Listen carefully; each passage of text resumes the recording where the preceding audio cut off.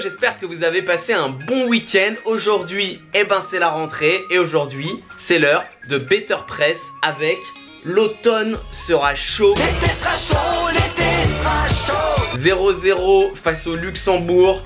C'est relativement catastrophique pour une équipe comme l'équipe de France. Je pense qu'on en est tous d'accord, c'était un match de merde hier. Bon bah certes on a dominé, certes on a eu plein d'occasions, certes on a eu la balle tout le temps. Sauf que ce qui compte, c'est les 3 points frère. Et ouais, de quoi on a l'air? Eh ben on a l'air de clown, on peut le dire. Je veux pas savoir ce que va dire la presse étrangère sur nous, mais clairement 0-0 contre le Luxembourg qui est à peu près la 6 millième équipe au classement FIFA. C'est la honte. Alors certes, on est toujours premier, il reste 2 journées pour se qualifier, mais là on n'a plus trop le droit à l'erreur. On commence avec les notes du match et Kurzawa et Koscielny ont tous les deux eu 2 sur 10. Il y a l'explication un petit peu de cette note pour Kurzawa juste à côté. Ballon perdu, Kurzawa 41, normal. Centre, Kurzawa 17. Centre réussi, Kurzawa 0. C'est pas une blague, 0 centre réussi. Et à côté t'as Thomas Lemar, 1 centre sur 17. Ça veut dire qu'à eux deux, 1 centre sur 34. C'est pas mal quand même. Une moyenne des Bleus de 3,6, une moyenne des joueurs du Luxembourg de 6,5. Là, on comprend bien que ce sont des notes relatives. Hein. C'est relative au niveau qu'on aurait espéré des joueurs, quoi. Parce que le Luxembourg, ils sont pas 2 fois meilleurs que nous, non, c'est pas vrai. Et même hier soir, ils n'ont pas été 2 fois meilleurs que nous, non. Sinon, on n'aurait pas eu 3 fois plus la balle, on n'aurait pas eu 34 tirs cadrés à 3. Non, désolé. Mais ouais, clairement, relativement à leur niveau, le Luxembourg a été impressionnant hier. Et relativement à leur niveau, surtout, je dirais, la France a été relativement pitoyable. En même temps, Didier, tu fais jouer Giroud jusqu'à la 59e. J'ai envie de te mettre des claques, putain. Il sert à rien, ce mec, il sert à rien, tu vas comprendre. Tu fais des remplacements poste pour poste, tu tentes rien. Fekir, il rentre à la 81e. Mais putain, mais Didier, quoi. 3 sur 10, bah ouais mon frérot, 3 sur 10, t'as pas mieux. En tout cas, ça m'a saoulé ce match, je peux vous le dire, clairement pas pour le bet perdu. Mais je sais pas, c'est frustrant quoi, t'as une muraille en face, t'arrives pas. T'es l'équipe de France, oh t'as vu ton équipe, ça, elle vaut 1,5 milliard d'euros sur le marché. Le truc bien c'est que Giroud n'a pas marqué depuis 3 matchs maintenant, apparemment ça fait 2 ans que ça lui était pas arrivé. Peut-être que Didier va commencer à se dire quelque chose. Je ne sais pas, je veux pas trop m'avancer, mais j'espère. Juste après la page qui développe les notes des Bleus, on a une pub sympathique pour Prostamol, troubles urinaires masculins, si ça vous intéresse les amis. Page suivante, on a le sélectionneur du Luxembourg, Luc Holtz, qui déclare, écoutez bien c'est rigolo, avec plus de chance, nous repartions avec les 3 points. Luc, je pense que tu exagères un petit peu. Avec une chatte encore plus énorme que celle que vous avez eue hier. Oui, mais t'es au courant que hier vous avez déjà chatté votre race. Tu rejoues le match 100 fois, tu le perds 105 fois. Voilà, on a une déclaration de Didier qui nous dit: je ne vous fais pas un dessin, il faudrait mieux gagner ces 2 derniers matchs. Oui bah effectivement Didier, il faudra mieux. Bon, il aurait mieux fallu aussi gagner celui d'hier, mais bon c'était trop compliqué apparemment. Ensuite on nous parle d'Mbappé qui a eu un quart d'heure intéressant mais qui a été assez brouillon par la suite. Bah, il avait tout donné contre les Pays-Bas jeudi pour son premier but en bleu. Mais hier, il a pas pu enchaîner le Titi. Page suivante, petit encadré avec Arsenal qui a effectivement proposé 100 millions d'euros pour les Mars. C'est Arsène qui l'a confirmé sur le plateau de Téléfoot hier. Et en parlant de Téléfoot, j'espère que vous avez vu le reportage sur Zizou. On voit Zizou, les larmes aux yeux. C'est très émouvant. Je vous conseille d'aller le voir. Si je vous trouve un lien, je le mets là. Allez voir ça. Quand Zizou pleure, c'est la France entière qui pleure. C'est vrai, Zizou, on t'aime. Page suivante, on parle de Suède et de Pays-Bas. Les gros bolos qui ont gagné leur match. Félicitations à eux, ils reviennent sur nous. On a les boules, mais c'est le jeu. Ensuite, le premier pays européen qualifié pour la Coupe du Monde. Est-ce que vous l'avez?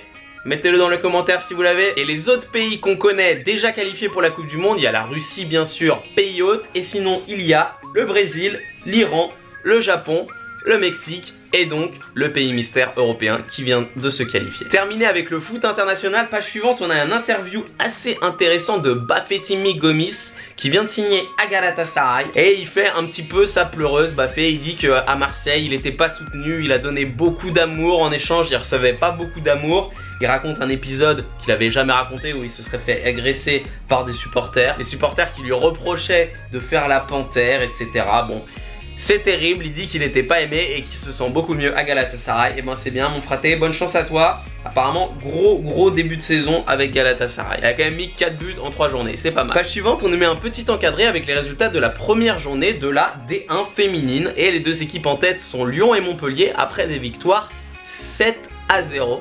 Ouais, en D1 féminine, quand on gagne, on fait pas semblant. J'espère que cela vous aura intéressé. On passe à la suite. La suite, eh ben, c'est du rugby avec Clermont-Toulon. C'était le match d'hier soir. Remake de la finale du dernier top 14. Et victoire de Clermont 21-16. Bravo à Clermont qui se place quand même en 10e place sur 14 du top 14. 2 matchs, une victoire, une défaite. Bon, pourquoi pas. Sur la même page, il y a quelque chose, il faut qu'on en parle. Il faut qu'on en parle parce que ce jeu de mots, je vais lui mettre l'exceptionnelle note de 2 sur 10. Toulouse, Dupont, sur le pont. Ah mais là, vraiment, il a travaillé ce jeu de mots. Il est recherché. Ça mérite 2 sur 10 comme Koscielny, pas plus. On enchaîne avec le tennis et l'US Open et on nous dit que le match est déjà lancé entre Rafael Nadal et Roger Federer. Je ne sais pas si vous les connaissez.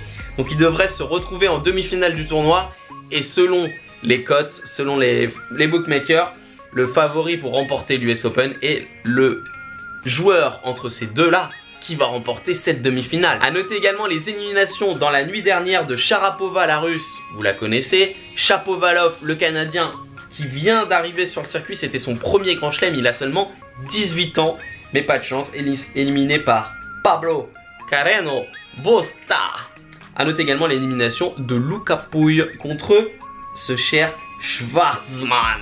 Page suivante, Del Populaire, que c'est beau, 7,5 sur 10, allez, t'as fait le travail. Effectivement, Juan Martín del Potro, très populaire sur le circuit, il fait le show, c'est cool pour le public qui l'adore.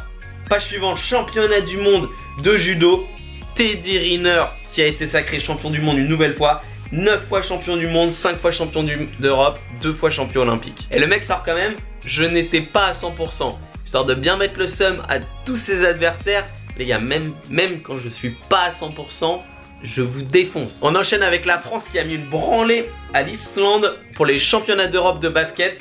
Du coup, la France est pas encore en tête, mais elle est repassée favori pour gagner son groupe. En même temps, la France, je ne sais pas si elle a envie de gagner son groupe, parce que si elle gagne son groupe, elle se retrouve dans la partie de tableau de l'Espagne. Et clairement, à 7 €, t'as tout sauf envie de te retrouver dans la même partie de tableau que l'Espagne. Et ça, c'est pas mal. Il y aura peut-être des affaires à faire au niveau des cotes. Quand il y aura des matchs, à la toute fin, ça va faire des calculs pour ne pas se retrouver dans la même partie de tableau que l'Espagne. Retenez bien. Avant de passer à la page suivante, ils nous ont fait encore beaucoup rire l'équipe. Dio a fait du cardio. Wow! Je sais pas, 3 sur 10, c'est 0 ça, je suis désolé mais non, c'est 3 sur 10. Un petit coup de vélo avec, bah bien sûr, le Tour d'Espagne et bien sûr, Christopher Froome et les autres. Pas grand chose à ajouter. Un petit mot également sur la Formule 1, Lewis Hamilton et les autres. Il est repassé en tête du championnat. Et on termine avec le dessin du jour et il est bon. Teddy Riner de retour dans son club du PSG avec un 9e titre mondial. Et ouais, c'est vrai que Teddy Riner joue au PSG cette année, le PSG Judo. Et là, on voit Teddy Riner en agent de sécurité avec les enquêtes de l'UEFA qui vont d'ailleurs nous faire la semaine. On va voir ce que va décider l'UEFA pour le PSG. Ça devrait être intéressant. On termine avec qu'en pensez-vous? Better attend votre ami. Les Bleus ont-ils manqué d'humilité face au Luxembourg? Dites-moi ce que vous en pensez dans les commentaires. Je sais que Hugo Loris a dit que ce n'était pas un manque d'humilité. Et comme d'habitude, un grand merci d'avoir regardé cette vidéo. Si ça vous a plu, n'oubliez pas le pouce vers le haut pour me le signaler. N'oubliez pas de répondre dans les commentaires pour partager vos opinions et vos points de vue sur le sujet. Et je vous dis à très vite. C'est pas mal une confrontation France-Luxembourg pour les inspecteurs du fisc.